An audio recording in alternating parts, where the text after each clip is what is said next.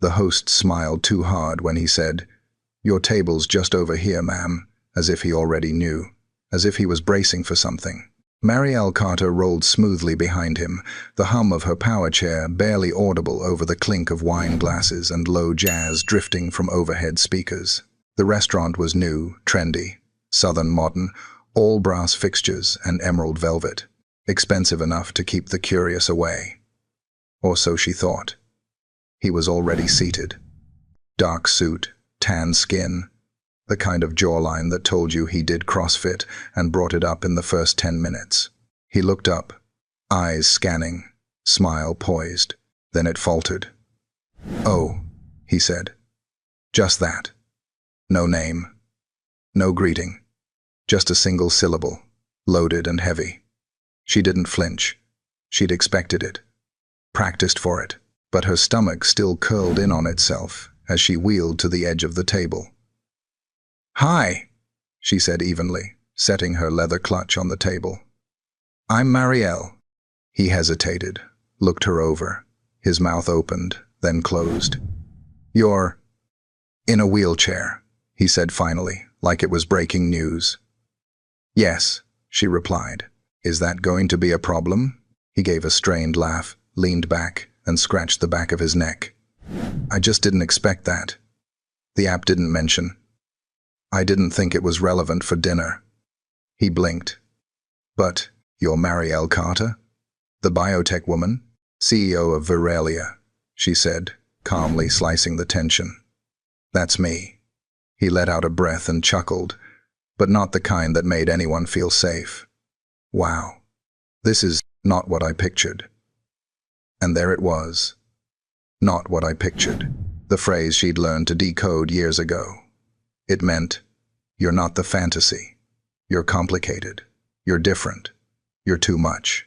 "Do you want to order something?" she asked, voice even, "or just keep circling that idea out loud?" His eyes darted around the restaurant. The server hovering nearby stepped back discreetly. A couple at the next table paused mid-conversation. Marielle noticed. She always noticed. Living in a chair taught you to read rooms faster than Google. "Maybe this was a mistake," he said, adjusting his sleeve. "I'm not trying to be rude. It's just, this isn't really what I'm looking for." She gave him a small smile, clipped and professional. "Then I hope you find what you are." He stood, awkward, apologetic in the way that wasn't really sorry. And then he left. She stayed, refused to let him define the night. She asked for the wine list, nodded when the server apologized without words. Her fingers traced the edge of the menu, but she wasn't reading. Not really, not anymore. The truth was, she'd known better. Her assistant, Camille, had begged her to try the app. "Just one date," she'd said. "Not everyone's like the past." Marielle had smiled then, the way you smile when someone's trying too hard to make you hope. But she tried. She let herself believe for one evening that maybe someone could see her first, not just the chair, the title, the name. She exhaled slowly. Savannah nights always smelled faintly of jasmine and wet brick, even inside places like this. She'd grown up here, left, conquered, and returned to a city that knew her as a headline, not a person. The chair hadn't broken her. The loneliness, however, gnawed slowly. "Excuse me," a voice said, low and warm. She looked up. A man stood there, late 40 maybe. Work-worn jeans, a navy button-down rolled at the sleeves. A little oil smudge on his hand, blue eyes that didn't flinch when they met hers. "You're Marielle Carter, right?" he asked. Not like a fan. Not like someone impressed. Just someone curious. "Yes," she said, wary but polite. "I didn't mean to intrude. I just saw what happened earlier, and I wanted to make sure you were okay." She studied him, noticing everything the way he stood without crowding. The slight bend in his posture like he was offering space, not pity. "I'm fine," she said, used to it. He nodded. "Doesn't mean you should have to be." She blinked. No one ever said that. Not aloud. Not to her face. I'm Lucas, he added. My shop's a few blocks away. I was just picking up dinner. They do these smoked peach ribs on Thursday sinful. She raised an eyebrow. Redding and Sons? He looked surprised. Yeah, that's me. You fixed my Tesla 3 weeks ago. His smile spread slow and easy. Didn't recognize you without the bumper damage. She almost laughed. Almost. It caught in her throat and came out as a soft exhale through her nose. He didn't look away. You mind if I sit? Just for a second. She gestured to the empty seat. Sure, though it's bad luck to sit where a bad date fled. He grinned and Saturday. Then I'll consider it a rescue mission. A beat passed. The air between them quiet but not awkward. You're not eating, he said. I lost my appetite, she replied. He nodded, then flagged the server. Could I get a takeout box of whatever her date bailed on, add a sweet tea? She raised an eyebrow. You don't even know if I ordered anything. He tilted his head. Did you? No, she said. Then they can surprise us. You're very forward, she said, folding her hands in her lap. He shrugged. Nah, just don't think people should leave places feeling smaller than when they came in. The food came fast, chicken with saffron rice and something green and elegant on the side. She watched as he took a bite, nodded with approval. They try too hard, he said through a mouthful. But it's not bad, she smiled, despite herself. I've got a weird theory, he said, setting his fork down. Mind if I share? She leaned in slightly. Go on. I think people who build big things, companies, legacies, empires, they're usually trying to fill a hole no one else can see. Marielle's throat went dry. He didn't elaborate. Didn't push. I built Violia from a hospital bed, she said after a long pause. In recovery, after the accident. I couldn't move anything below my waist, but my mind was still running, he finished. She nodded. I've read about you, he said softly. What you've done, it's impressive. It's lonely, she replied before she could stop herself. The honesty surprised even her. He didn't flinch, just sipped his tea. Well, he said, standing slowly, for what it's worth. You made someone's night a little less lonely just by staying.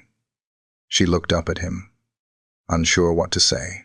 If you ever want to trade fine dining for food truck Fridays, he added, I'll be there. Most nights. Skewers are better than steak anyway. He tapped the table twice and stepped back. Before he turned fully away, he looked at her and said, Nice to meet you, Marielle. You're even more real than they say. And then he left. No agenda, no card, no expectation. She stared at the seat he'd just left, unsure whether she'd imagined the whole thing. Outside, the night pressed warm against the windows, softening the edge of everything. She didn't know why she smiled, but she did. If you enjoyed this video, comment 1 to let me know. If not, comment 2. Your thought mattered to me either way. The scent of burnt coffee and motor oil hit her before the door even swung fully open. Marielle paused at the threshold of Redding and Sons Auto Repair, her polished heels resting against the footrest of her chair, sunglasses still on, despite the cloud-draped morning. The bell overhead gave a lazy jingle that felt more like a question than a welcome. A boy behind the counter looked up, maybe 19, mop of curls, grease on his cheek like he wore it for flair. You're early, he said, eyebrows lifted. I know, she replied. Better to beat the rush. He nodded and gestured toward the waiting area, where mismatched chairs circled a chipped coffee table stacked with outdated magazines and a bowl of mints no one dared touch. You're the Tesla, right? Left side damage? That's the one. Lucas'll be with you in a minute. He's under a Buick. She gave a curt smile and rolled to the edge of the seating area but didn't sit. She wasn't here to flip through last summer's fishing catalog. She wasn't even here for the car. Not really. She was here because he made her smile. And lately, that wasn't a common thing. Morning. came a voice from beneath a car near the back. Lucas slid out on a mechanic's creeper, coveralls rolled to his waist, white t-shirt streaked with dust and heat. He wiped his hands on a towel and stood slowly, meeting her gaze without the beat of hesitation most people gave when realizing she was at eye level. "Didn't expect to see you this soon," he said, easy grin returning. "I figured I'd test your theory," she said. He tilted his head. "That skewers are better than steak." He smiled. "You showed up just for that?" She raised an eyebrow. "Don't get ahead of yourself. My car still needs work." Lucas laughed. "Fair enough." He motioned for her to follow and walked toward the open bay doors. She wheeled beside him, the sun catching in the streaks of gold woven through her braids. "I thought you'd have someone pick the car up for you," he said gently. "I usually would, but—" she shrugged. "Felt like getting out." Lucas didn't press. He nodded as if her answer made perfect sense. They stopped near her car, sleek, matte black, still bearing a scar on the driver's side. "Your alignment's off from the impact," he explained, crouching near the wheel. "You want to feel like you're in control again? You need your foundation solid." She looked at him. There was something in the way he said it, like he meant more than he said. "My foundation's been off for years," she murmured. Lucas glanced up, surprised. "I didn't mean to." "No," she interrupted. "It's okay. You're not wrong." He stood slowly, face unreadable. "People think cars are about speed," he said, "but it's balance, weight distribution, how pressure moves through the frame." She crossed her arms. "You make it sound like therapy." He shrugged. "Sometimes it is." They stood there a moment, surrounded by metal and morning light. Then, "You always talk like that?" she asked. "Like you're trying to sneak philosophy into spark-plug conversations?" Lucas grinned. "Only when someone's listening." Her lips tugged upward despite herself. She didn't want to smile. But there it was again. That dangerous feeling. From inside the office, someone called. "Lucas, that phone call from Lathrop's still on line 2. He sighed. "They'll hold. They always do." "No. They're threatening to send it to someone else." Lucas glanced at Marielle. "You okay to hang here a sec?" She nodded. He jogged off toward the office, his stride efficient, focused. And then, "You're her, aren't you?" came a voice from behind her. Marielle turned. A woman, mid-50s, short, with sharp eyes, and a sun hat stood by the waiting room door. She held a mug of tea like it was armor. "Excuse me," Marielle asked. "The woman from the papers. Viralia." Marielle hesitated. "Yes." The woman's eyes narrowed, but not unkindly. "Thought so. I read about your accident. You gave that talk at the biotech conference last year. Something about synthetic tissue that doesn't reject the host." Marielle nodded slowly. "That was me." The woman studied her. "You were wearing red and heels. I remember thinking how sharp you looked." Marielle blinked. "Thank you. I also remember thinking you looked tired." There it was. That strange clarity some women had. The kind that saw too much in a single glance. "I was," Marielle admitted. The woman nodded and stepped closer, lowering her voice.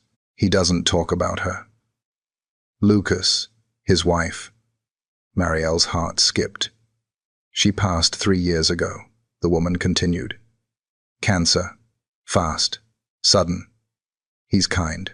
That doesn't mean he isn't still healing." Marielle swallowed. I'm not saying anything," the woman interrupted. "Just don't mistake quiet for absence. People carry more than they show." Marielle nodded once, a bit stunned.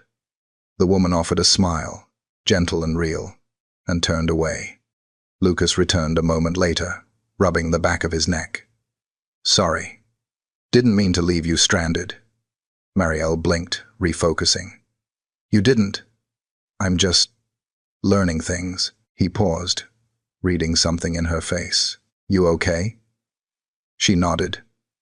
Tell me about the skewers. Lucas smiled. You free Friday? Maybe.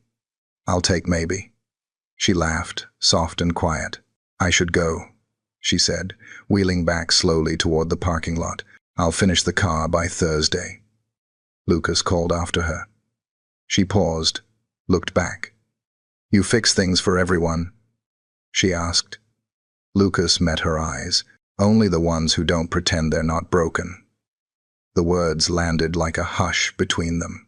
Marielle left with the sun warming her shoulders and a strange, unfamiliar flutter in her chest. It wasn't love. Not yet. But it wasn't loneliness either. And for now, that was enough. The sound of paintbrushes tapping against mason jars and quiet jazz spilling from portable speakers gave the old brick community center a kind of charm that Savannah did so well. On Saturdays, the city slowed to breathe porches filled with fans and pitchers of iced tea. And somewhere, always, a church bell rang like a heartbeat.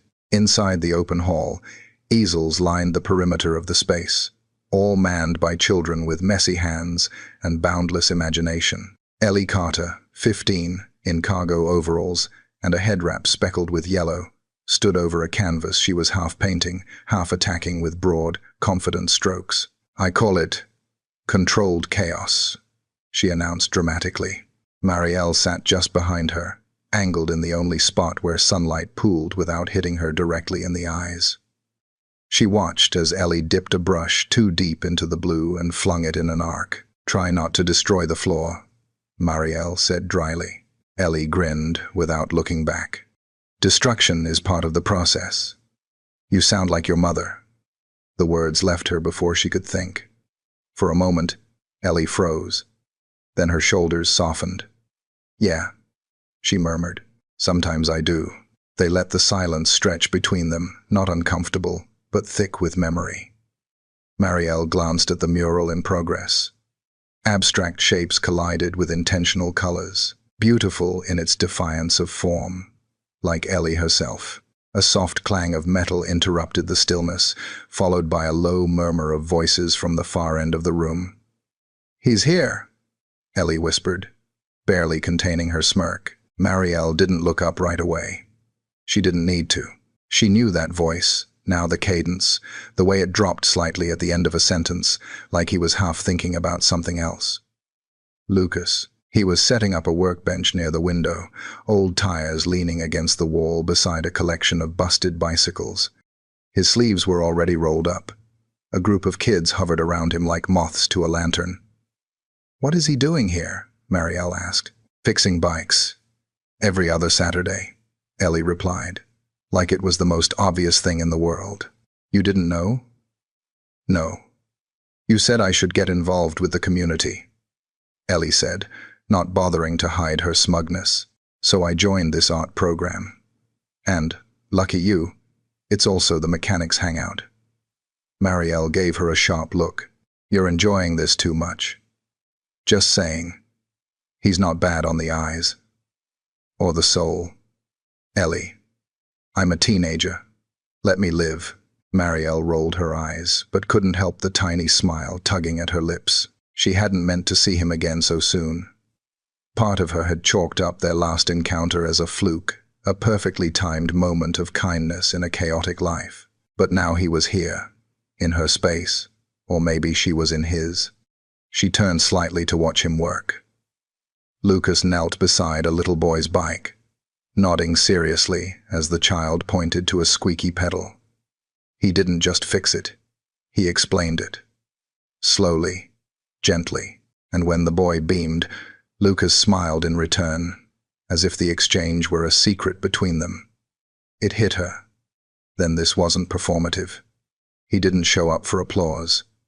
He showed up because he meant it. He's good with kids, she said quietly. Yeah, Ellie said, dabbing gold into her painting. I think he sees them. That word again, see. A woman walked past them, then short, silver hair, a canvas bag over her shoulder. She paused when she spotted Marielle. "You're Marielle Carter, right?" Marielle turned, smiling with automatic precision. "Yes." Marielle blinked. "Oh, I'm glad. My son comes here every week. It's the only place he talks more than 2 words." The woman touched her arm lightly, then moved on. Ellie smirked again. "Still think you don't belong here?" Marielle was saved from answering by Lucas making his way over, a screwdriver tucked behind his ear and a smudge of grease on his cheekbone. "I thought you only did biotech," he teased, nodding toward her niece's explosive artwork. "I delegate the color explosions to the younger generation." Lucas looked at Ellie's canvas, tilted his head, and said, "It kind of feels like a heartbeat." Ellie's eyes lit up. "That's exactly what I was going for." Marielle watched the exchange, something tight pulling in her chest. He was so effortlessly present, so unlike the men she knew suits, with practiced smiles and curated charm. "Didn't expect to see you here," he said, turning to her. "Neither did I," she said honestly. "Small city," he offered. "Smaller when you don't hide in boardrooms." Lucas lowered his voice. "Careful. You don't seem like you're hiding. Maybe not today."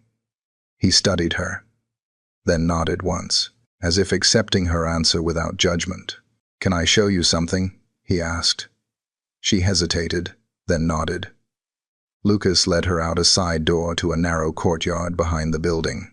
There, propped against a brick wall, stood an old hand-cycle bike, restored with new grips and custom wheels. "I found it at a salvage yard," he said. "Spent the last couple of weekends fixing it up. Thought maybe the kids could use it." Marielle wheeled closer, examining the frame. It wasn't flashy, but it was smart, thoughtful, accessible. "It's beautiful," she said quietly. "I was hoping you'd test it. Give some notes." She turned to him. "You want my input? Why wouldn't I?" She exhaled. "Most people assume I'm either too fragile or too proud." Lucas leaned against the wall. "You don't strike me as either." She looked at him, and for a moment, everything slowed. No background music, no breeze, just 2 people standing in the soft hush of something unspoken. "You're different," she said before she could stop herself. Lucas smiled, that same quiet smile that didn't ask for anything in return. "I get that a lot." Her phone buzzed then. She glanced down Dean Carter. Of course, he always called when her guard was almost down. She let it ring. Lucas didn't ask. He didn't press. He just said, "You know where to find me. If you ever want to ride." She nodded once. "I might surprise you." "You already did." As she wheeled back inside, the door closing softly behind her, she didn't realize her hand had relaxed its usual grip on the armrest. Not until Ellie looked up from her canvas and said, "You look lighter." And this time, Marielle didn't correct her. If you enjoyed this video, comment 1 to let me know. If not, comment 2. Your thought mattered to me either way. Rain came suddenly, the kind that didn't ask for permission. One minute, the sky over Savannah was a low, moody gray. The next, it cracked open and poured like it had been holding its breath all day. Marielle's fingers tightened around the controls of her chair as she rolled along the uneven brick sidewalk, water already streaking down her arms. She should have listened to Camille and canceled the meeting downtown, but she hated excuses, even when they were reasonable. She'd made it halfway to her car when the sky gave in. She pulled beneath the narrow awning of a bakery, closed for the evening. Her blazer clung to her shoulders, her blouse damp, rain pooling at the foot of her chair. She tapped her phone. No signal. Of course, the street was quiet, ghostly, in the way southern cities get, just before a storm really settles in. The wind pushed sheets of rain sideways across the pavement, and a low rumble echoed overhead like a memory. Then she saw it. A familiar truck eased to a stop at the corner, windshield wipers working overtime. The driver's door opened, and Lucas stepped out, hatless, jacketless, moving through the rain like it didn't matter. She blinked, once, as if not sure he was real. Lucas jogged over, water darkening his shirt, collecting on his lashes. "You planning to float home?" he asked. Her breath caught, not from the cold, but from how quickly everything in her chest shifted. "Was trying to beat the rain," she said, brushing water from her lap. "The rain won. Comunde. My shop's just 2 blocks. It's dry. Mostly. And I make a decent cup of bad coffee." She hesitated. "I'm not rescuing you," he added, "just offering better lighting." Something in his voice cracked through her hesitation. It wasn't pity. It wasn't pushy. It was just human. She nodded. He moved to the back of her chair. "Mind? Not if you're careful. I'm always careful." The way he said it made her chest ache in places she'd boarded up long ago. They made it down the block, past shuttered shops and flickering lamps, to the side entrance of Redding and Sons. He keyed in, held the door, and guided her through a narrow hall until they reached the main bay. It smelled like metal and rain, and something warm coffee, maybe. The overhead lights hummed softly, casting a gold glow on the rows of tools and tire racks. He moved to a shelf, flipped a switch, and a small space heater blinked to life. "You can dry off here," he said, nodding to a corner where a flannel blanket hung over the back of a leather chair. "Not fancy, but it's warm." She wheeled closer, pushing her wet sleeves up, feeling the heat already chasing the chill from her skin. Lucas poured coffee into mismatched mugs. One had a faded, "World's Best Dad" logo. The other read, "Keep it simple." He handed her the latter. "I would have guessed you for herbal tea," she said. "I'm full of surprises." They sat in the quiet, rain tapping a slow rhythm on the tin roof above them. It should have felt awkward, but it didn't. Lucas glanced at her, then looked away. "You always move through the world like it's a job interview?" She blinked. "Excuse me?" "You're composed, polished, answers rehearsed. Like you've got a panel waiting to judge you at every corner." She opened her mouth, then closed it. "You're not wrong," she said finally. He sipped. "Thought so." "I can't afford to slip," she said. "Not in rooms full of men with opinions and fragile egos. Not when half the world thinks I'm either an inspiration or a liability." Lucas nodded slowly. "Must get lonely." A pause. "Exhausting, mostly." She didn't mean to say it. It just came out. Like the storm outside had loosened something inside her. He leaned back. "You ever stop?" "Can't." "Why?" "Because everything I built could be taken seriously only if I was twice as sharp, twice as fast, especially after." She trailed off, motioning slightly toward her chair. Lucas didn't flinch, didn't rush in with a comment. Just waited. She looked down at her cup. Steam curling like smoke. "There's a silence that comes after you lose the version of yourself you thought you'd be," she said softly. "I filled it with work, with noise, because I didn't know how to exist in the quiet." He watched her. "And now?" "I'm still learning." They sat with that for a while. No rush. Just the rain and the heater and the soft buzz of a life paused. Then Lucas said, "I used to play piano." She looked up, surprised. "Really?" "Yeah. Not well, but enough. My mom made me take lessons, said it would teach me patience. I hated it. And now, I miss it." She smiled. "I used to play violin." He grinned. "Well, now we're a band." Her laughter surprised her light, sudden, almost unfamiliar. She pressed a hand to her mouth. "God, I don't even know the last time I laughed like that." Lucas looked at her. Really looked. "I hope it's not the last." She held his gaze. There was something there. Not fireworks, not grand declarations. Just warmth. Then her phone buzzed again. Signal back. Dean Carter. She let it ring. Lucas noticed but didn't comment. "Can I ask you something?" she said. "Sure. Why do you show up like this?" "For people. For me." He shrugged. "Because most people walk past each other like shadows. And then sometimes, someone sits still long enough to be seen." I guess I just don't want to miss those moments. She exhaled slowly. The heater hummed beside them. You know, she said quietly. I didn't expect to smile again. Not really. He looked at her, eyes steady. Then I guess the rain was good for something. Outside, the storm softened to a drizzle, streetlights flickering in the fog. Inside, something unspoken settled between them. Not a promise, but a beginning. The Friday night air was thick with grilled smoke and the buzz of conversation. String lights crisscrossed above the open square behind the Savannah River Market, casting a warm amber hue over folding tables, food trucks, and mismatched lawn chairs.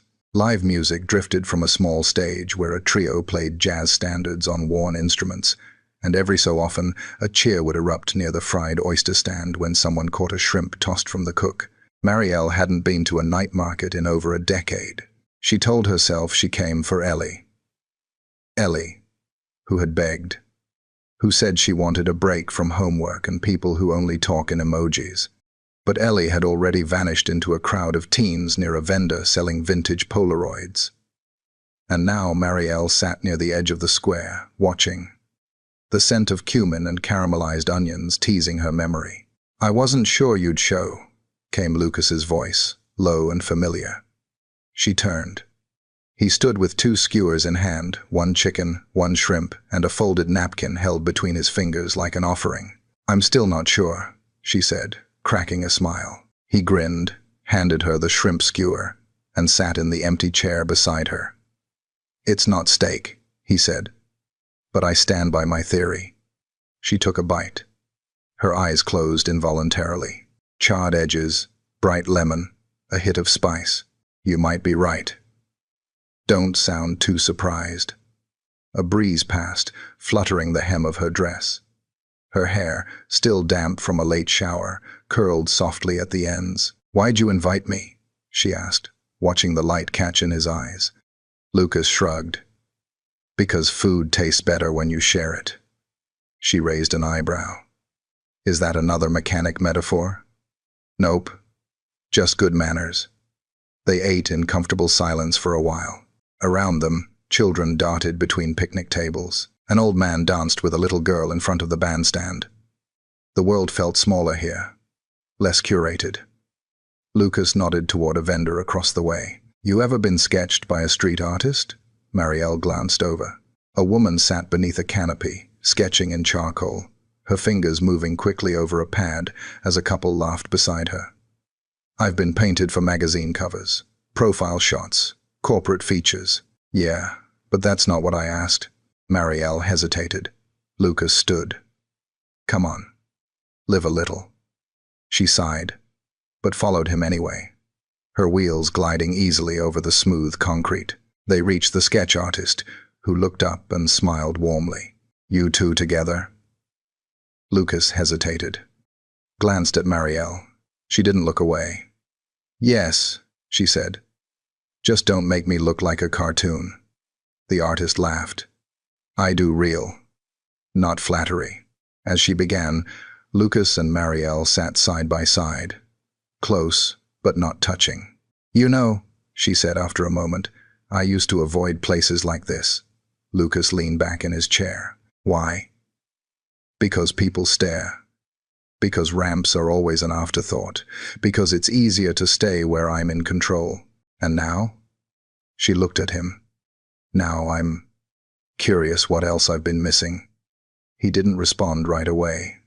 Then, softly, sometimes control is the thing that keeps us from healing. Her breath caught. She looked away, pretending to study the market. The artist glanced up. Don't move. That's a beautiful expression. Marielle held still, but inside, everything was in motion. The sketch took 15 minutes. When the artist turned it around, Marielle didn't speak. It was them but softer. She hadn't drawn the chair, not overtly. Just hinted at the angle of her arms, the way Lucas's shoulder tilted toward her like a magnet. It wasn't about the pose. It was about presence, connection. Marielle touched the edge of the paper, Thank you, she said quietly. Lucas paid in cash and tucked the sketch into a cardboard sleeve before handing it to her. Proof you were here, he said. Is that what this is? I hope so. They walked rolled and walked toward the edge of the market, where it spilled into a small garden under fairy-lit trees. Couples lingered, some sharing desserts, others lost in conversation. Lucas paused near a bench. You okay? She nodded. Just full. From one skewer? She smiled. From the quiet. A pause. He sat on the edge of the bench, elbows on his knees. I wasn't sure you'd let me get close. Marielle looked at him. The light filtered through the leaves, catching the edges of his jaw, the curve of his mouth. I wasn't either. He turned to her, expression unreadable. Do you think I see you? The question landed like a whisper. Like thunder, she inhaled, deep and slow. I don't know yet. Lucas nodded once. Fair answer. They sat in the hush of soft music and rustling trees. The world felt suspended. Then her phone buzzed. Again. Dean Carter. Lucas looked at it. Then her. You don't have to answer. I always answer. Maybe you shouldn't. She let it ring out. Her hand trembled slightly. Lucas reached, not to take her hand, but just to brush his fingers against the edge of hers. You don't have to be a statue, Marielle, he said. You're allowed to move, to feel. Her eyes filled. Just slightly. Just enough. I'm terrified of wanting this. I'm not, he said. I'm just terrified of breaking it. Silence. And then her voice. Soft. Stay. Just a little longer. He nodded. And he did. The Hartley garden looked exactly the same, and somehow nothing like she remembered. Magnolia trees framed the stone paths, their leaves glossy under the weight of summer. The fountain still trickled near the marble benches, quiet as ever. But the silence had changed. It used to comfort her. Now it felt curated, controlled like everything else here. Marielle wheeled slowly beneath the archway, laced with climbing jasmine. She wore navy slacks, a crisp white blouse, gold hoops she hadn't touched in months. She'd gotten dressed like it mattered. Her father had called the night before. Short, formal. I hear you've been spending time outside the company. No judgment in his tone, which somehow always felt worse. He'd invited her to lunch. Now here she was, moving past the hedges toward the terrace. A table had been set with linen napkins, pressed glasses, silver trimmed with ivory. Not a single leaf out of place. Dean Carter stood near the railing, hands folded behind his back, hair silver, posture upright, the tailored kind of man who never once arrived underdressed, not even to his own grief. Marielle, he said, turning to her. Dad. He didn't smile, but nodded toward the table. I ordered your usual. I haven't had my usual in 2 years. I remembered, he said simply, then added, thought that might count for something. She rolled forward, stopping beside her chair. Do I sit here? Or would you rather I park farther back, so it doesn't clash with the view? His jaw barely moved, but something behind his eyes shifted. That's not fair. Neither is pretending. A moment passed before she joined him. For several minutes, they didn't speak. The server arrived, placed their plates, grilled salmon, asparagus, wild rice. Light, safe, expensive. Marielle stirred hers without looking down. Dean finally cleared his throat. I received a call from Meryl at the board. She mentioned she ran into you at the river market. Small city, Marielle said, still not eating. She said you were with someone. Marielle set her fork down. Is this lunch or an interrogation? He didn't flinch. I'm trying to understand. Understand what? That I exist outside of quarterly reports. That you're seen in public, in that chair, with someone who she lifted a hand. Finish that sentence carefully. Dean paused. with someone who may not have your best interests in mind. Marielle leaned back. The wind brushed her cheek, soft and sticky with humidity. His name is Lucas. He's kind. He's honest. And he's never once looked at me like I'm less than. You think kindness is enough? I think it's more than you ever gave, Mom. The words hung there, heavy. Dean's face didn't change, but he blinked once, slowly. You think I didn't love her? I think you loved her in the way you knew how. Structured, safe, expected. And that wasn't enough? No, she said quietly. Not for her. Not for me. He looked down at his plate, then out toward the trees.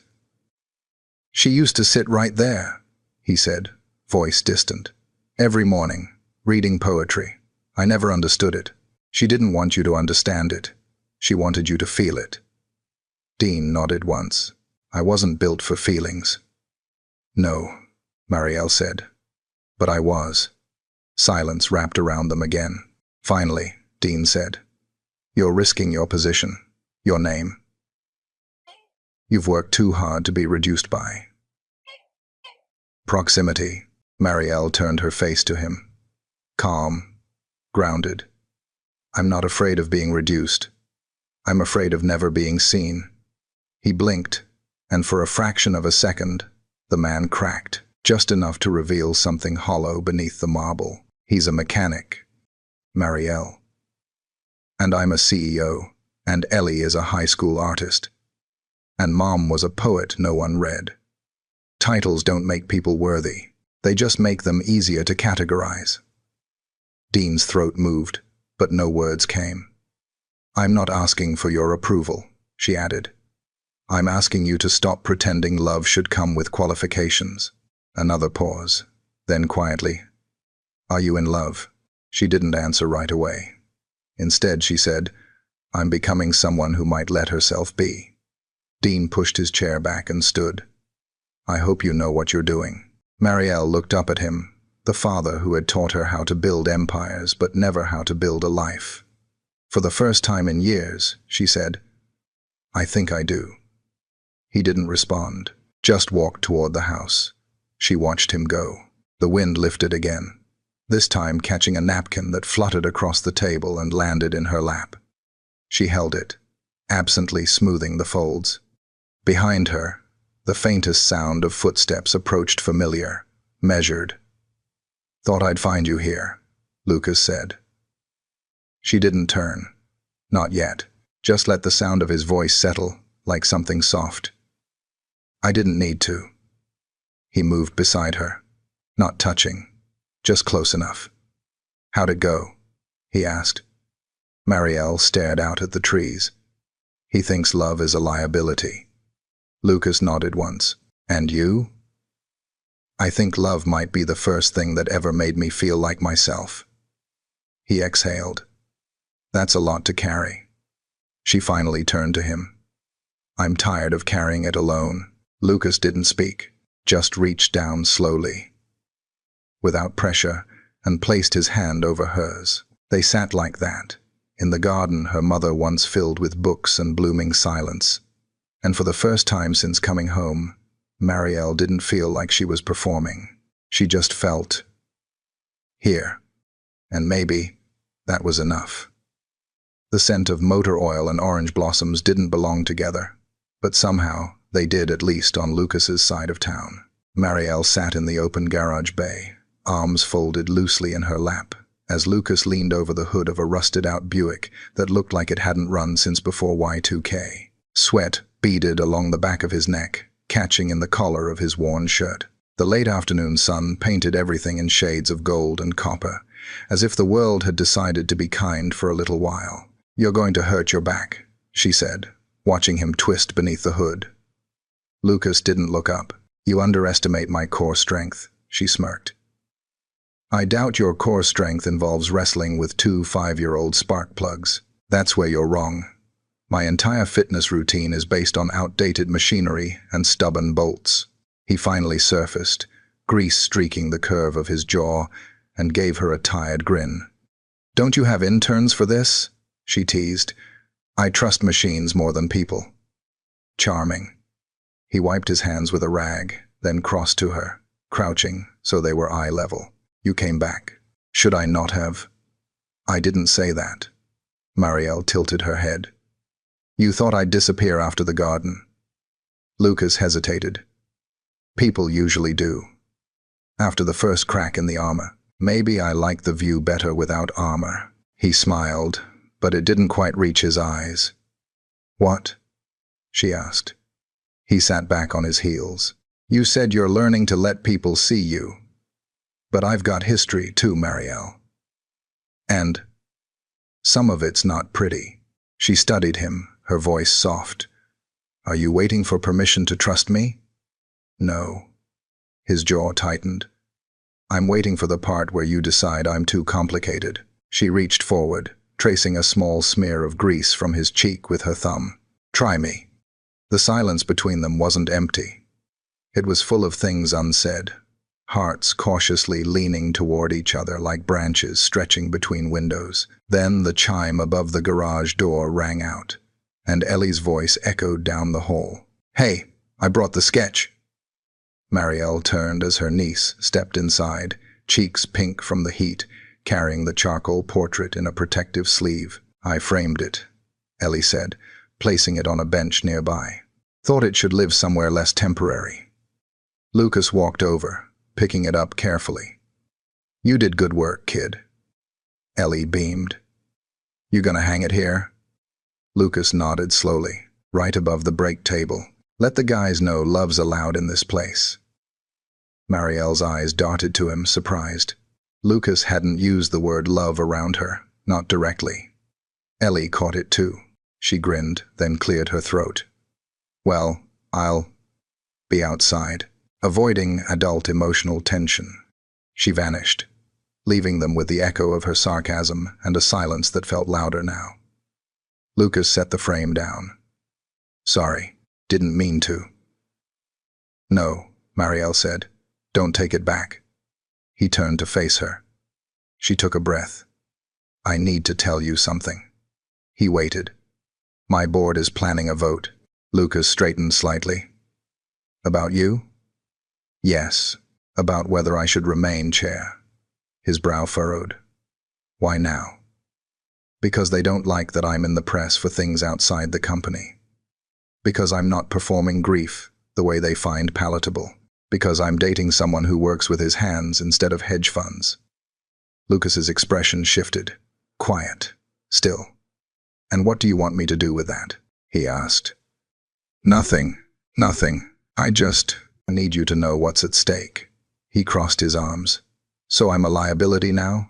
Her voice dropped. That's not what I said. No, he said. But it's what they think. And maybe it's what you think too.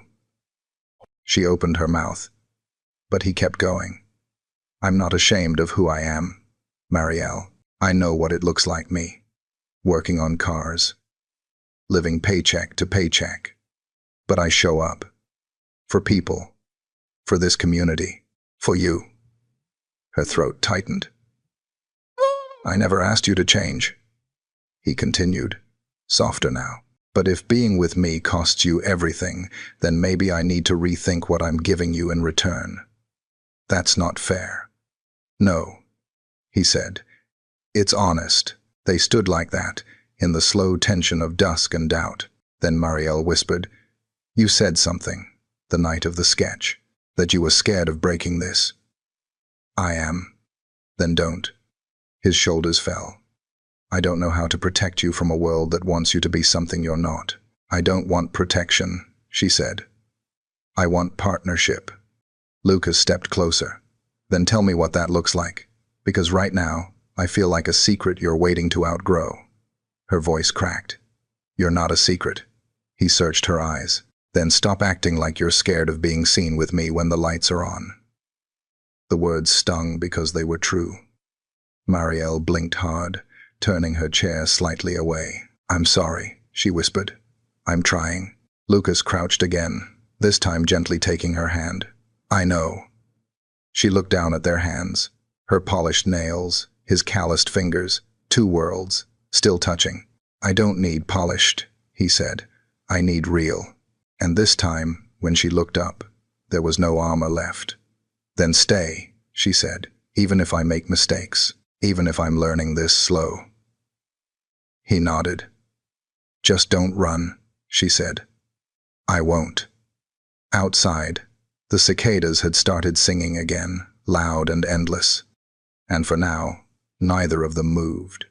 The riverfront glowed in the soft light of the early evening, the savannah tide reflecting the pale gold of the street lamps like scattered coins on rippling water. Marielle moved her chair slowly along the cobblestone path, the wheels clicking lightly against the uneven stones.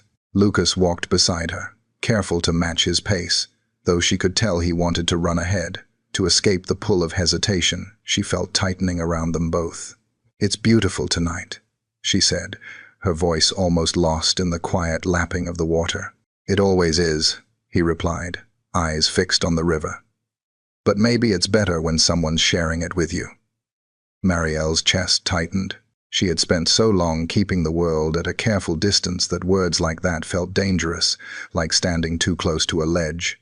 She glanced at him, catching the subtle light in his eyes, the way it softened the rough lines of his face, and she felt herself leaning toward him, against all the warnings she'd built over the years. "Lucas," she started, and stopped. The river swallowed her voice. She tried again. "Do you ever think people could just be honest with each other, all the time?" He tilted his head, a faint smile forming. "All the time? Probably not. But I like to think some people can try." She laughed softly, almost nervously, and looked down at her hands. "I want to try, but I'm afraid." "Afraid of what?"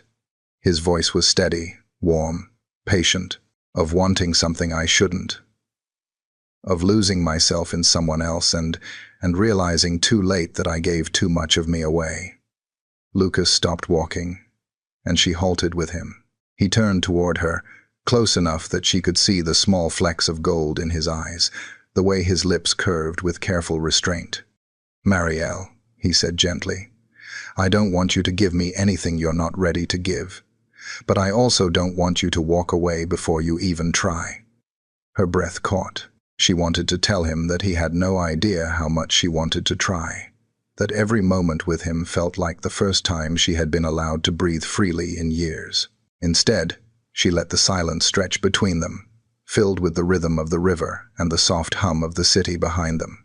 They reached a small wooden bridge that arched over the water, its railing worn and polished from years of hands leaning over it, gazing at the tide. Lucas leaned lightly against it, and she did the same. The chair locked in place. "I used to come here," she said quietly. "As a child, with my mother. She would tell me stories about the river, about how it never stopped moving, even when it seemed like everything else did." "I can see why you'd remember it," Lucas said, watching her face. "It's quiet, honest." She smiled faintly.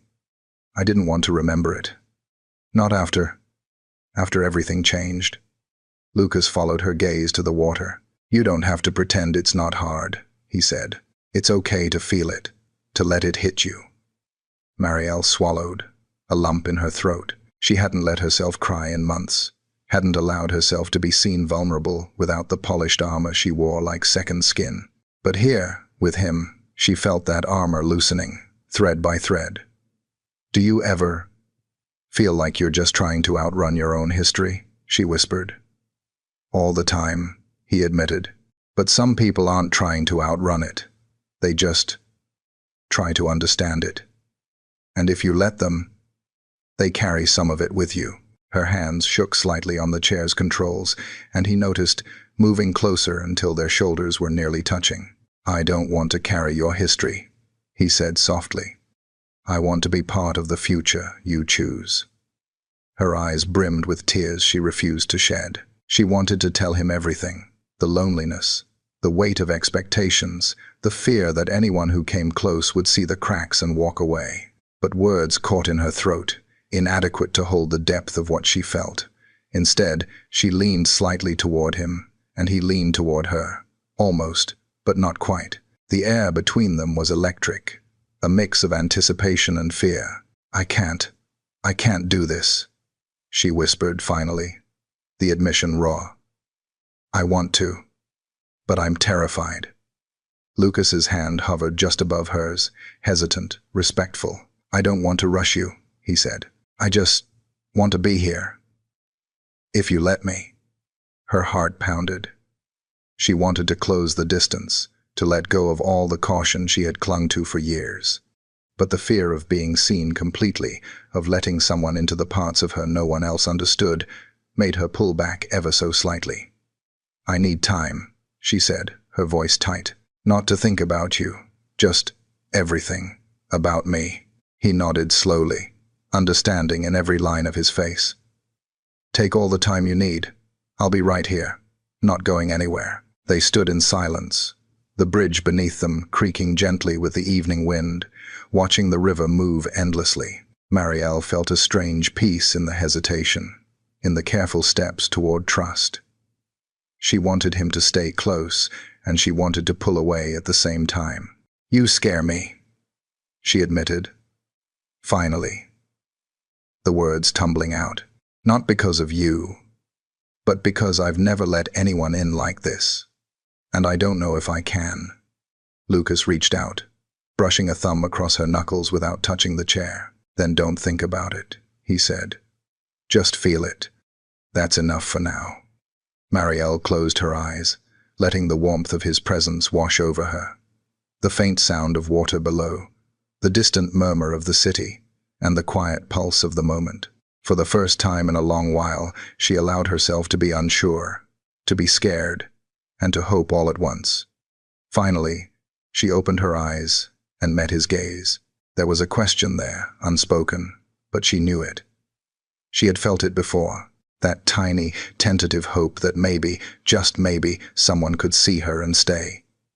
I'm trying, she whispered. I know, he said. And in that moment, it was enough. They remained on the bridge, shoulders nearly touching, letting the river carry the tension, the fear, the desire, and the fragile beginning of trust downstream with it. The world felt suspended, a single breath held in quiet expectation. And though they did not kiss, did not speak another word, the connection between them had deepened, unbroken, leaving a pulse of anticipation that promised everything could change. Marielle didn't notice the stairs at first. She was too busy rolling past the glossy storefronts along Broughton Street, eyes fixed on the warm glow spilling from the boutique windows, on the light breeze tugging at her scarf. Lucas walked beside her, hands tucked in the pockets of his jacket, calm as ever. They had spent the afternoon at a local art exhibit, Ellie's pieces on display among others, and for once, the air between them had been free, easy, until the whispers started. It began with a glance. A woman at the cafe doorway watched Marielle as she wheeled past, lips pressed together in quiet judgment. Then another, from across the street, the man muttering something under his breath about a high-profile CEO hanging around someone local. Marielle stiffened. She had expected curiosity. She hadn't expected this. Lucas noticed her pause and tilted his head. Something wrong? Nothing, she said quickly, forcing her gaze forward. Just people talking. He studied her face, eyes narrowing slightly. About what? She shook her head. Nothing important. But the nothing was loud. The nothing was sharp. In Savannah, it seemed like everyone knew everyone else's business. And now her world, the carefully curated distance she had built, felt thinner, exposed. They stopped at a small park, where a few children ran past, their laughter bouncing off the cobblestones. Marielle watched them, feeling the tension coil tighter in her chest. You're hiding, Lucas said gently, breaking the silence. Not from me. From them. From whoever thinks they get to decide what your life looks like. I can't help it, she whispered. People always have opinions. About me. About how I should live. About who I should love. He moved closer, careful not to crowd her space, but close enough that she could feel the warmth radiating from him. Let them have their opinions. They don't get to touch this. This? She asked, voice barely audible. This is complicated, and you don't even know what you're getting into. Lucas smiled faintly, tilting his head. You're right. I don't, but I want to try anyway. Her chest tightened. The words were simple, but the weight behind them made her heart catch. She wanted to tell him everything, to lay bare the part of herself that had learned to measure every step, every word, every look. But she didn't, not yet. Instead, she rolled forward, letting the wheels hum against the stones. It's not fair, she said, more to herself than to him. I shouldn't have to justify feelings.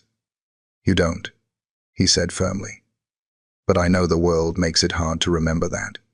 I know the world isn't kind to people like us, different, complicated, alive.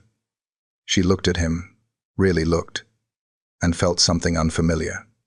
Relief, not the kind that solved anything, not the kind that made problems vanish, but the kind that whispered, someone sees me.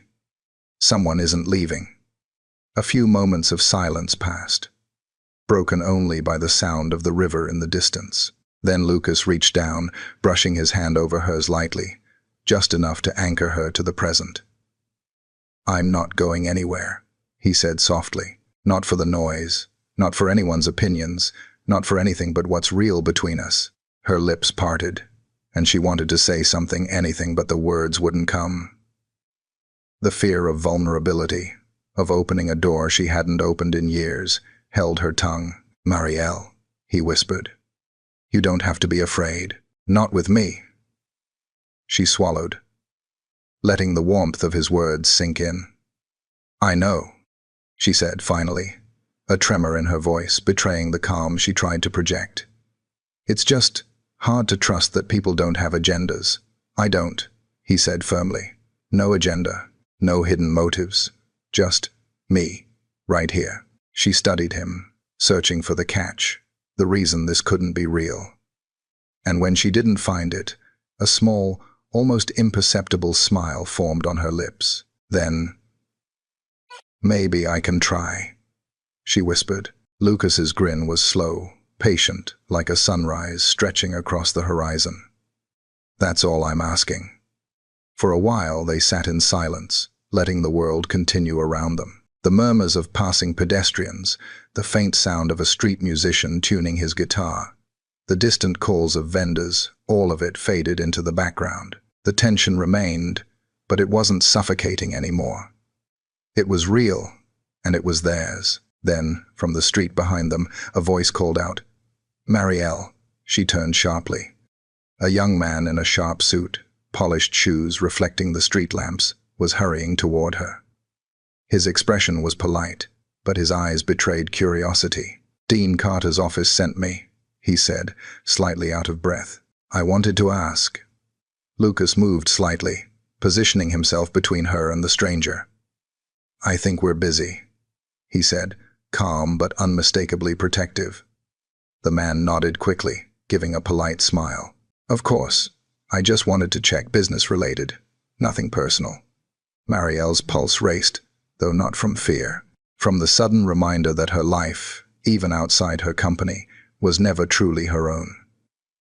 She looked at Lucas. He didn't flinch. He simply watched her, steady, unyielding. Thank you, she whispered, voice low. He squeezed her hand briefly. Always. The man stepped back, giving them space, and soon disappeared into the shadows of the street. Marielle exhaled slowly. See?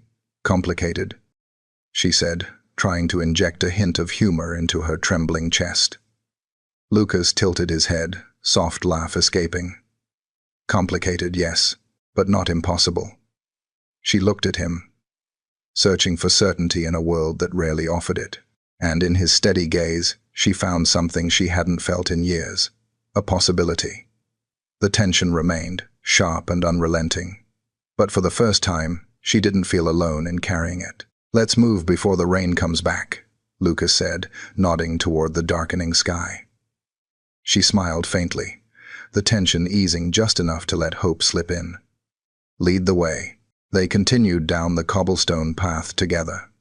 Shoulders close, hands brushing occasionally. And though the whispers of others lingered at the edges of their world, they were nothing compared to the quiet, insistent pull of what was theirs to explore. And for now, that was enough. The lobby of the Savannah Civic Center gleamed under soft chandeliers, polished marble floors, reflecting the swirl of gowns and polished shoes as guests arrived for the annual Virelia Biotech Gala. Marielle wheeled herself through the crowd, her navy dress tailored perfectly, pearls at her neck catching the light with each turn of her head. She moved with a kind of practiced grace. A CEO who knew every inch of the space and the expectations that came with it. Lucas walked beside her, jacket slung casually over one shoulder, hands relaxed in his pockets. He didn't belong here, she thought, not in a room where champagne flutes jangled in delicate hands and where the conversation circled like predators and prey. Yet he moved with ease, a quiet confidence that reminded her why she had felt drawn to him in the first place. "Are you sure about this?" Lucas asked, lowering his voice as they reached the top of the grand staircase leading to the ballroom. "I have to be sure," she replied. "This is my world, Lucas, and I need you to see it, all of it." He nodded, eyes scanning the room with casual attention, not judgment. "I see it already," he said softly. Inside, the room buzzed with polite conversation. Investors, board members, and city dignitaries mingled, exchanging polite smiles and subtle evaluations. Marielle's presence commanded attention, not because she wanted it, but because of the reputation she carried. Every step, every smile, every nod was measured, polished, precise. She knew the game, she played it well. But tonight, with Lucas at her side, something shifted. The edges of her armor felt less rigid, the performance less essential. Her father, Dean Carter, was already there, standing near a tall floral arrangement, a glass of champagne in his hand. His gaze swept the room until it landed on her, sharp and calculating, the kind that could measure confidence, worth, and loyalty in a single look. He approached slowly, the air between them taut, unspoken questions hanging like fragile glass. "Marielle," he said, voice smooth, almost cordial. "You brought a guest." "This is Lucas," she said, her voice steady, though her chest tightened. "Lucas, this is my father, Dean Carter." Lucas extended a hand politely. "Nice to meet you, sir." Dean studied him carefully, hand hovering above the extended fingers before settling into a firm shake. "I've heard interesting things," he said, deliberately vague. Lucas didn't flinch. "I hope all good." Dean's eyes flicked to Marielle, a silent warning she had learned to interpret over the years. "We'll see," he said, releasing the handshake with measured distance. Marielle exhaled slowly, letting her shoulder relax. She had anticipated this tension, rehearsed her calm responses, prepared herself for the subtle undermining that came with every interaction in her life. But Lucas, steady, unflinching, was a stabilizing presence, a tether to something genuine amid the polished artifice. As they moved further into the room, guests turned, whispers tracing her path. A few paused, curious, and she felt the weight of their scrutiny. Not all eyes were kind. Some measured her as a CEO, others as a woman stepping outside the lines she was expected to inhabit. Lucas leaned close, voice quiet. "Ignore them. They don't define this moment." She nodded, forcing herself to meet his gaze. It's easier said than done. A board member, a sharp-eyed woman with a perfectly tailored dress and a faintly patronizing smile, approached. "Marielle," she said smoothly, "I heard you've been exploring different aspects of Savannah life. Quite the shift from lab reports and quarterly projections, isn't it?" Marielle's lips curved into a polite smile. "I believe in experiencing the world fully, not just through spreadsheets." The woman raised an eyebrow, clearly unimpressed, then glanced at Lucas. "And this is Lucas," Marielle said. "He's part of my life." The woman's gaze lingered, a subtle judgment hidden behind polite curiosity. She nodded, then moved on, leaving a faint trace of tension in the air. Lucas exhaled softly. "Impressive," he murmured. Marielle smiled, though a little tight. Not all of it is flattering. They continued through the room, reaching a quieter corner near the balcony. Outside, the night stretched over Savannah, lights reflecting off the river, a soft breeze stirring the flowers in the planters. She paused, letting herself breathe. "You've handled them well," Lucas said. "I've had practice," she replied. "But I worry you'll feel out of place." "Not at all," he said. "I'm not here to impress anyone. I'm here because you wanted me to be." Her chest tightened again, a mix of relief and fear. "It's not easy, showing this part of myself. Not to them. Not to him." Lucas placed a hand gently over hers. "You don't have to do it alone."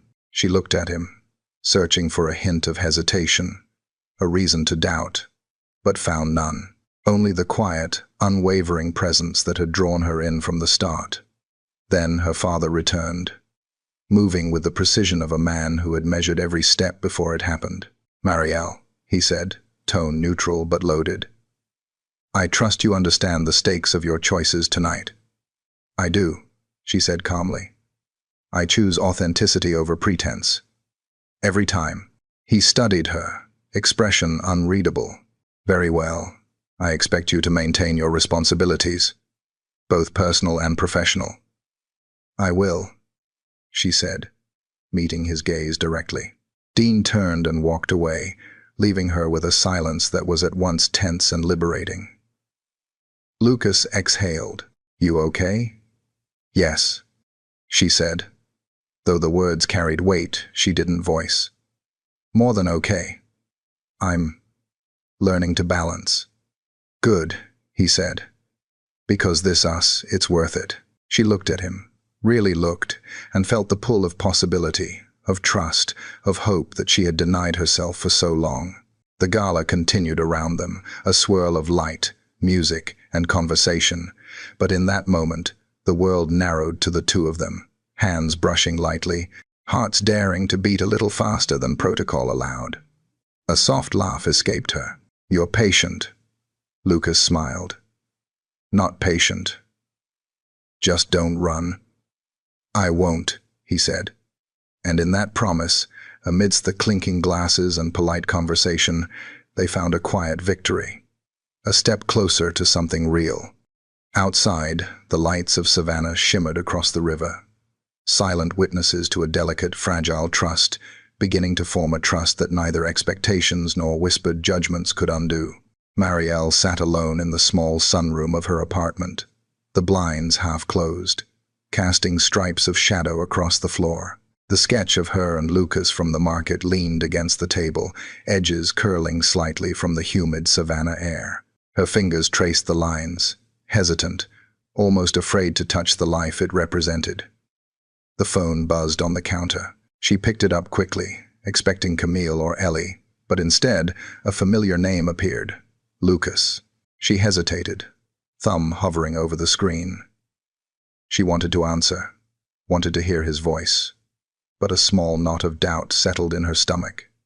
She let it go to voicemail. Minutes later, the doorbell rang, sharp against the quiet hum of the apartment. She wheeled to the door and opened it. Lucas stood there, umbrella in hand, expression calm but unreadable. "Hey," he said softly.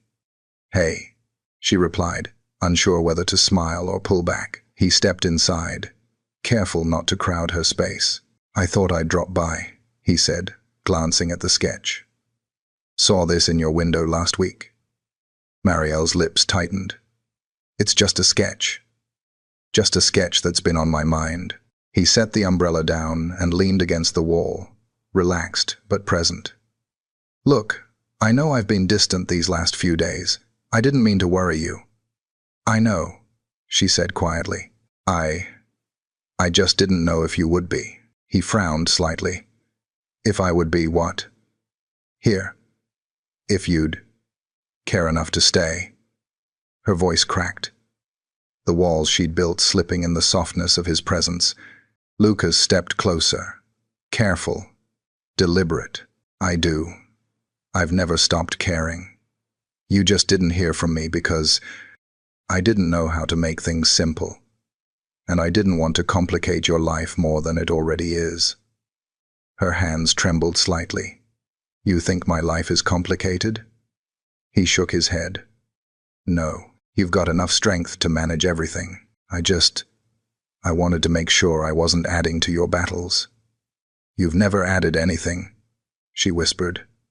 "Not once." He smiled faintly. "Good. That's good to hear." Marielle looked down at her hands.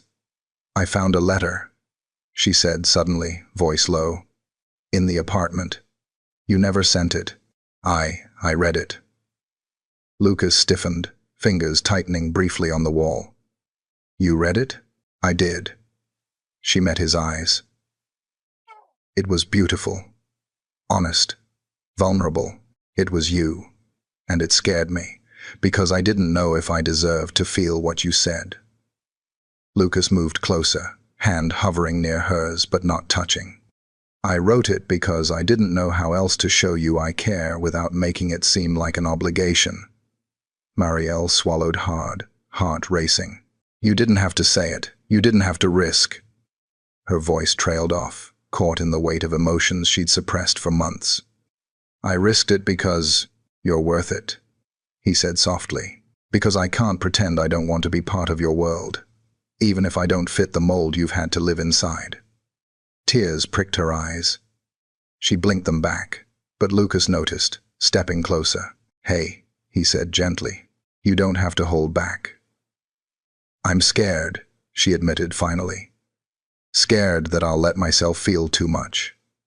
Scared that, if I let you in, I might break something." "You won't break me," he said, voice firm but gentle. "I'll hold the pieces with you. We can be careful, together." Her breath hitched. She wanted to believe him, wanted to let herself lean on him. But the echo of every disappointment, every judgment she'd faced, whispered that love came with conditions. Lucas lifted a hand, brushing it lightly against her cheek. "You're allowed to hope, Marielle. You're allowed to let someone in. I'll be here, every step. No games, no expectations. Just us." She closed her eyes for a moment, letting the warmth of his touch sink in. The walls around her chest, built over years of grief and responsibility, trembled. She felt the vulnerability, the fear, and, for the first time, the possibility of trust. "Promise me something," she whispered. "Anything. That you'll stay, even if I'm messy, even if I falter." Lucas smiled softly, eyes steady. "I promise. I'll stay. And I'll wait, as long as it takes for you to let me fully in." A quiet settled between them, broken only by the distant hum of the city outside, the sketch leaning nearby, a silent testament to what had begun. Marielle felt the weight of everything she had carried, the loneliness, the fear, the expectations begin to lift, replaced by something fragile and exhilarating. "Hope, I think. I'm ready," she said, voice trembling but honest. "Ready to try. With you." Lucas reached out, holding her hands gently in his. "That's all I've ever wanted to hear." And in that small apartment, amidst the shadows and soft evening light, a turning point solidified. They weren't perfect. The world outside still had opinions, expectations, whispers. But here, together, they found clarity, trust, and the courage to begin truly seeing each other. Marielle exhaled slowly, leaning slightly toward him. "It feels dangerous." Lucas smiled faintly. "The best things often do," and for the first time in years, she allowed herself to believe it. The garage was quiet when Marielle arrived, the hum of the evening settling over the space like a heavy curtain. She stopped at the threshold, inhaling the familiar scent of oil and old metal. Lucas wasn't there yet, and for a moment she wondered if she should turn around. But she couldn't. Not tonight. She wheeled deeper into the bay, past the stacked tires and scattered tools, and finally saw him kneeling by the workbench, focused on a carburetor. His sleeve was rolled up, grease streaked along his forearm. The sight was mundane, yet it sent a shiver down her spine. "Lucas," she said softly. He straightened immediately, wiping his hands on a rag. "Marielle," he said, voice calm but measured. "I wasn't expecting—" "I know," she interrupted, moving closer. "You weren't expecting me to show up, but I had to." He studied her, the flicker of something unreadable passing over his features. "You're tense." "I'm not tense," she said, though her hands tightened slightly on the armrests. "I'm trying to be honest." He nodded slowly. "Good. That's all I ask." She hesitated, gathering courage. "We need to talk." Lucas tilted his head. "We do." "I can't keep pretending everything's easy," she said, voice trembling slightly. "I care about you, more than I thought I would, and I can't ignore that. But I'm scared, Lucas. I'm scared that if I let myself go fully, I'll lose control, and I can't afford that." He stepped closer, but not too close, letting her set the pace. "You won't lose control," he said gently. "Not with me. I don't want to take control from you. I want to walk beside you." Marielle exhaled slowly, tears threatening to spill. "I don't know if I can trust myself. Not after everything I've built, everything I've lost, everything I've had to carry alone." Lucas reached for her hands, brushing his fingers over hers without pressing, just letting her feel his presence. "You don't have to carry it alone anymore. I'll be here. Not to fix anything, not to push, just to be with you." Her throat tightened. "But what if you leave? What if you decide this isn't enough?" "I'm not leaving," he said quietly. "Even if it's hard, especially if it's hard. That's the point. I want to stay for all of it. Every part of you." Marielle looked down, her chest heaving slightly. "I want to believe that. I really do. But it's easier to doubt." Lucas lifted her chin gently with his fingers. "Doubt is human. Fear is human. But so is love. And that's what we're building here, Marielle. Real, honest love. Not perfect, not polished, but ours." She blinked, swallowing the lump in her throat. "I've never allowed anyone to see me like this. Vulnerable, fragile, afraid." "Then don't hide from me," he said softly. "Let me in, even if it's messy, even if it scares you." Her hands trembled slightly as she reached for his, letting herself finally close the distance, even if only partially. "I'm scared of wanting this," she admitted. "Scared of hoping too much and being disappointed." Lucas squeezed her hands gently. "Then we take it one step at a time. I don't expect you to leap. I just want to walk with you. Slowly. Honestly." She looked up, meeting his gaze, seeing nothing but patience and unwavering care. "You make it sound so simple." He chuckled softly. "Simple isn't the word I'd use. Necessary.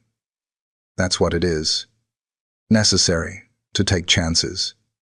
Necessary to feel." A quiet settled between them, filled with the hum of the garage and the distant sound of tires turning on the street outside. Marielle felt her walls shift, just slightly, letting him see her.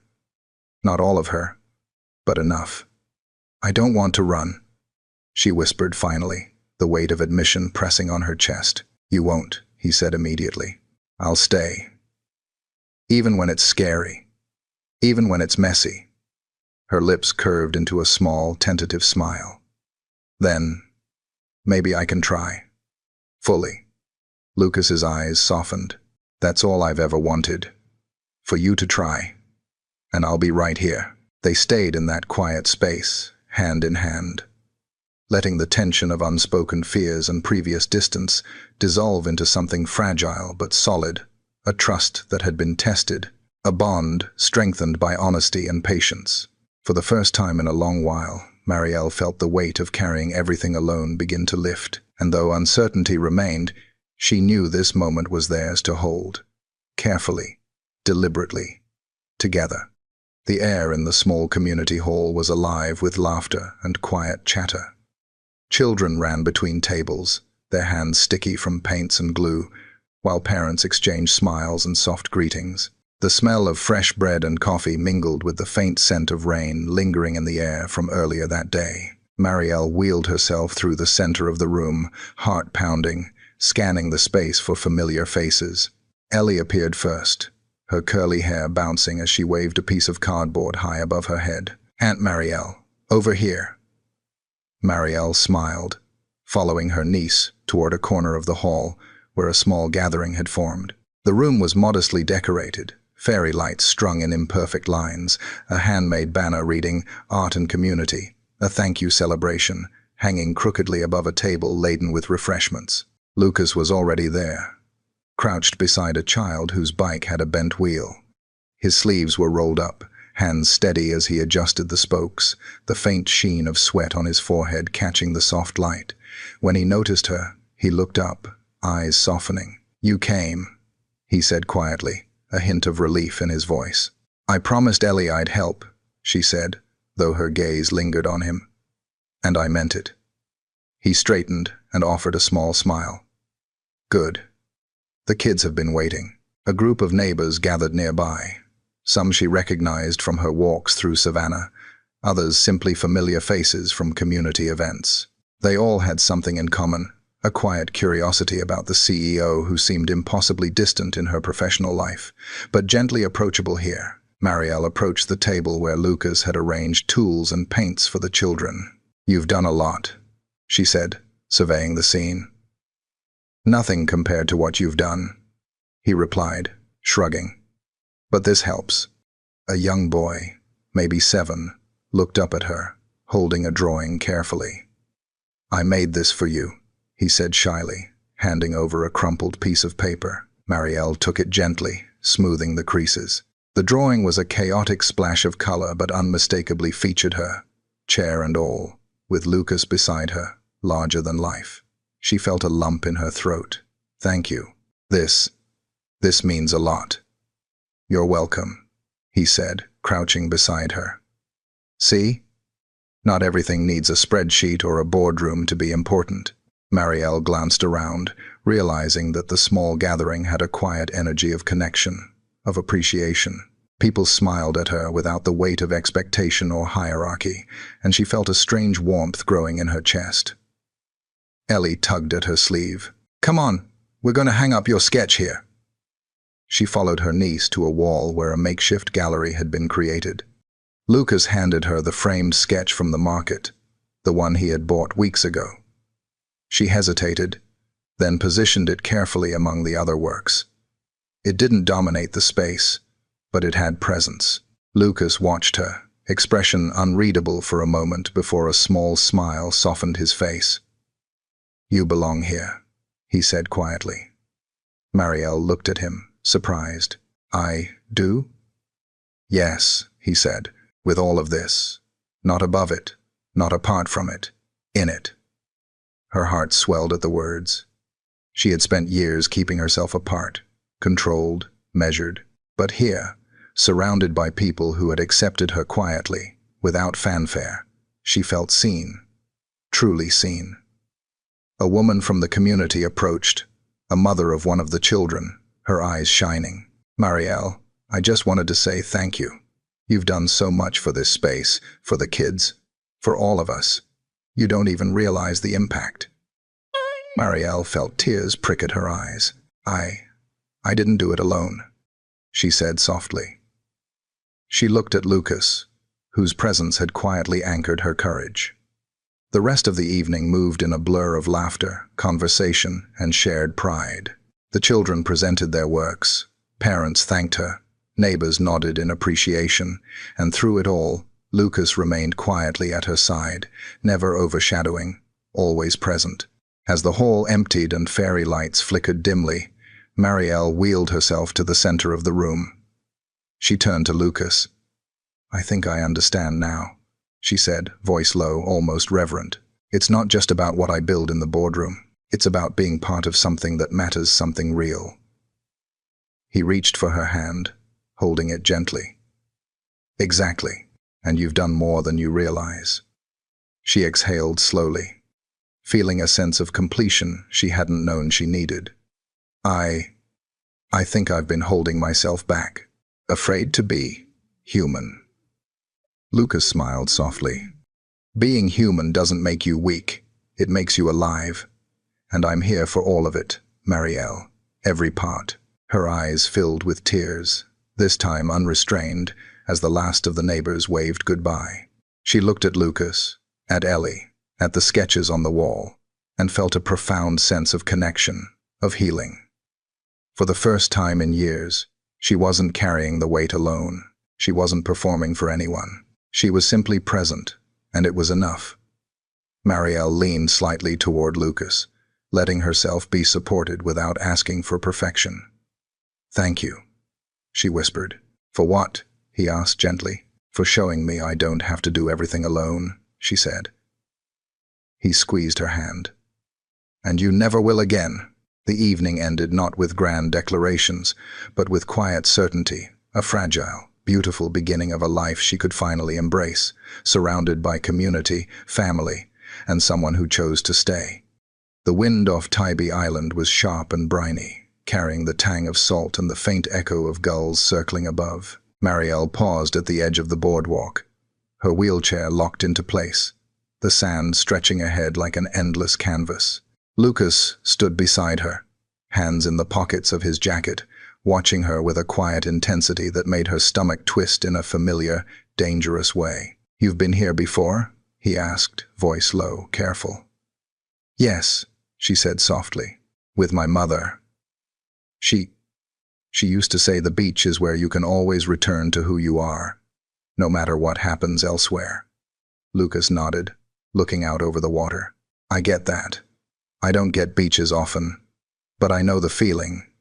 Open space, possibility, freedom." She glanced at him. "Freedom," she repeated. "That's a word I haven't used about myself in a long time." He moved closer, kneeling beside her chair. "Maybe it's time." Marielle's fingers tightened on the armrests. "I don't know if I can," she admitted. "I've been careful my whole life.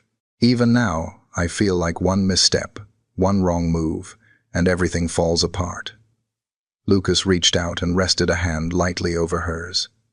"Then don't think about it. Just feel it. I'm right here."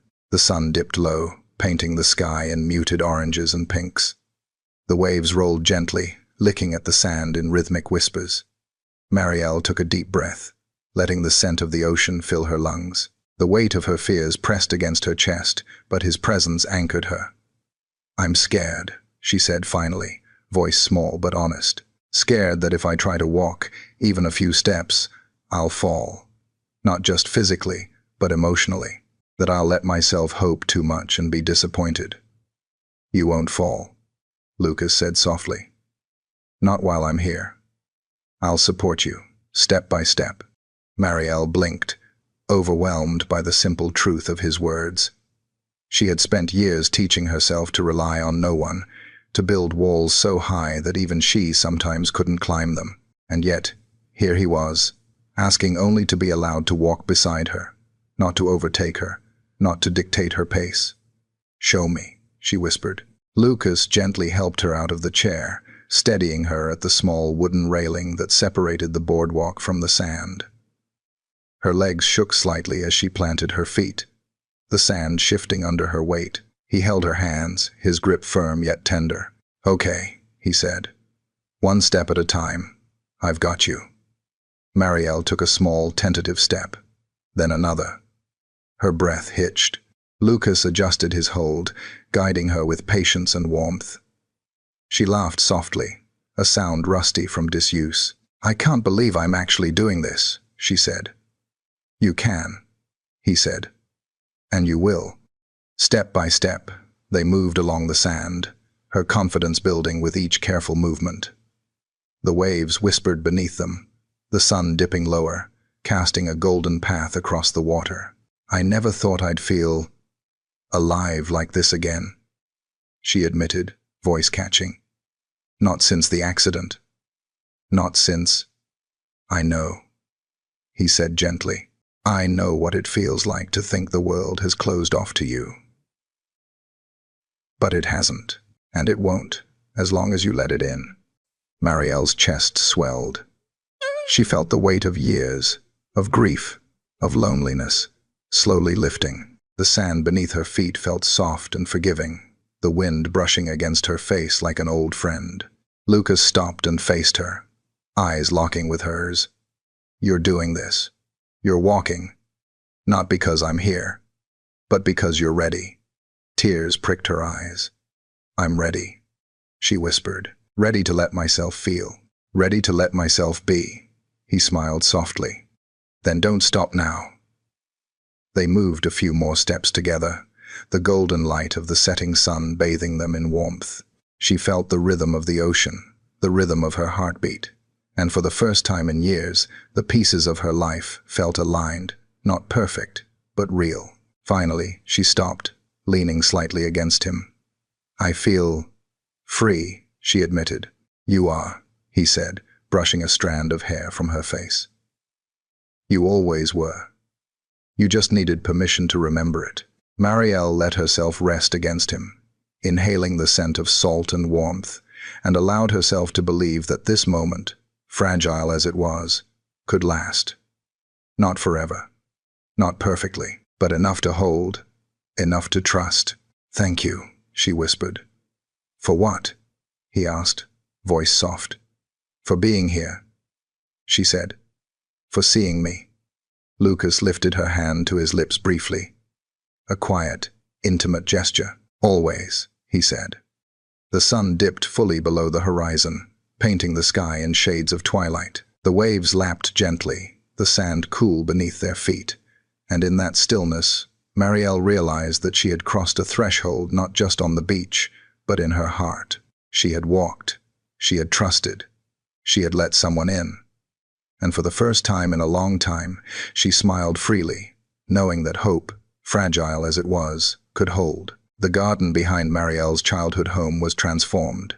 White roses climbed the trellises, the scent rich and intoxicating in the warm afternoon air. Twinkling lights had been strung above the stone pathways, their glow soft and golden as the sun began its slow descent toward the horizon. Guests milled quietly, laughter punctuated by the gentle clink of glasses and the distant hum of live music. Marielle sat in her wheelchair near the edge of the main lawn, taking a deep breath, her hands resting lightly in her lap. Today was not a boardroom, a conference, or an appraisal of her accomplishments. Today was hers. Lucas moved beside her, his fingers brushing hers as he adjusted her shawl. "You ready?" he asked softly.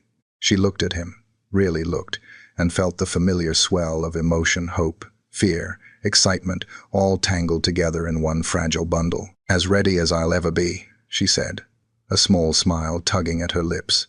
He squeezed her hand gently. "Then let's do this." The music swelled as the first notes of a soft piano melody floated across the garden. Guests turned their attention toward the center of the lawn, where a simple wooden archway had been adorned with flowers in shades of white, blush, and lavender. Ellie appeared beside her, beaming. "Aunt Marielle," she whispered, "this is perfect." Marielle smiled at her niece, feeling the warmth of family surrounding her. "Yes," she said softly, "it is perfect." Lucas guided her carefully toward the archway, his presence steady and grounding. The path beneath her wheels was smooth, lined with petals that crinkled softly with each movement. Guests watched quietly, their expressions a mix of admiration and affection. When they reached the archway, Lucas took both her hands in his. His eyes searched hers, a gentle intensity there that made her breath catch. "You've changed everything," he said, voice low, intimate. "Not just for me, but for yourself. You've let yourself feel again. And I've never been more grateful to be part of your life." Marielle blinked, a tear slipping down her cheek. "I never thought I'd be here," she admitted. "Not like this. Not with someone who sees me. All of me. Not just the CEO. Not just the girl who's been trying to hold everything together. Just me." "You're extraordinary," he said softly. "And I get to witness it every day. That's my privilege." She swallowed hard, emotions threatening to overwhelm her. I've spent so long protecting myself. I forgot what it feels like to trust, to let someone in without fear. Lucas lifted her hand, placing a gentle kiss on the back of it. And now you do. You've trusted me. You've trusted yourself. That's bravery, Marielle, true bravery. The officiant, a close family friend, stepped forward, smiling warmly. If everyone is ready, we may begin. Marielle's gaze shifted to the guests' family, friends, neighbors, even colleagues from her company who had flown in to witness this moment. The presence of all these lives intersecting with hers, accepting her fully, grounded her. She exhaled slowly, letting the weight of past fears dissolve. Lucas squeezed her hands. Marielle Carter, will you continue to let me walk beside you, in every storm and every calm, in every triumph and every doubt? Her voice trembled as she replied, I will, and I promise to let you see me, always, without holding back, without fear. He smiled, brushing a tear from her cheek. I promise the same. The officiant nodded. Then by the power of your hearts, and in the presence of those who love you, I now pronounce you partners in life. A quiet cheer rose from the guests. Marielle felt her heart lift as Lucas leaned in, his lips brushing hers in a gentle, lingering kiss. It was not hurried, not desperate, but deliberate and full of meaning, a culmination of months of trust, patience, and vulnerability. When they pulled apart, their foreheads rested together. Marielle could feel the steady rhythm of his heartbeat against hers, a grounding force in the fluttering chaos of joy and emotion. You did it, Lucas whispered. You let yourself be seen, completely. I did it, she said, voice trembling with a mixture of awe and relief. And I've never felt more alive. They wheeled down the stone path together, laughter and congratulations surrounding them. Ellie ran ahead, pointing out petals and small decorations, her youthful energy a reminder of the continuity of love and family. Dean Carter approached them, expression softened, his usual stoic demeanor replaced with something quieter, almost reverent. Marielle, he said, voice low, I see now. You've built something, not just in the company, but here, in yourself. And I'm proud of you. Tears pricked her eyes, and she reached for him. Thank you, she whispered.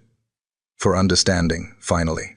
He nodded, squeezing her hand briefly, before stepping back to let her and Lucas continue.